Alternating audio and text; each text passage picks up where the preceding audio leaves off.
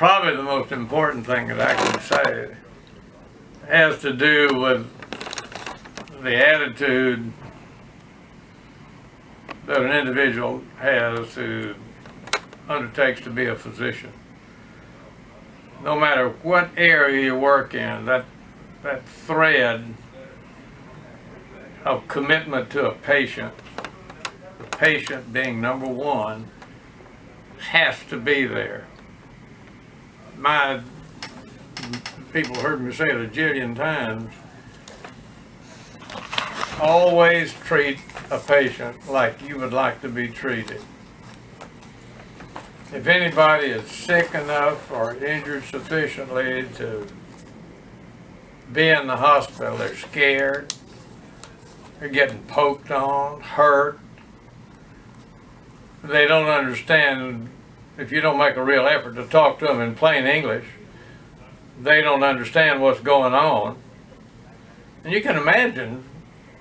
And the other one point I remember, I think we did a television program on it. How would you feel if you were rolling down the hall on a stretcher looking at the ceiling, there's lights going by?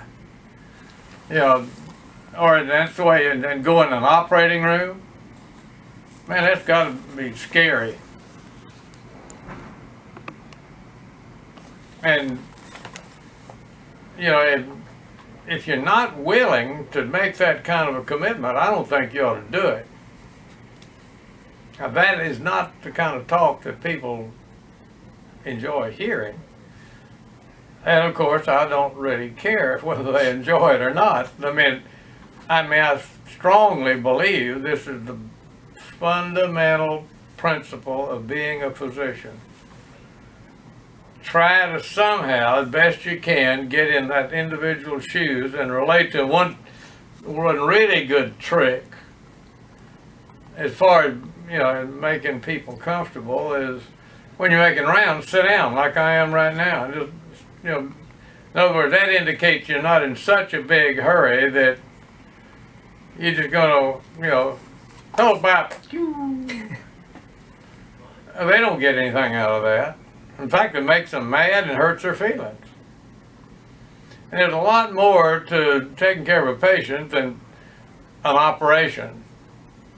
And it's also one of the things you'll hear is that, well, how's the gallbladder doing? The gallbladder, the former gallbladder, or where it used to be, is really a whole human being, not an operation, not an organ. You know, these are fellow human beings. We're all alike. We're a little bit, although it's a little bit different, but we all have the same feelings, same fears, same concerns, and then a little variation. And the fun part is try to figure out what the variations are. But you'd be surprised how grateful people are, and I don't do it for them to be grateful. I do it because I empathize with them. They're like this Aggie ring I've got on right now. Somebody stole my original Aggie ring about, I don't know, 18 months ago. And I was given this thing, this is a new one, it'll never be like my old one because it was all worn down.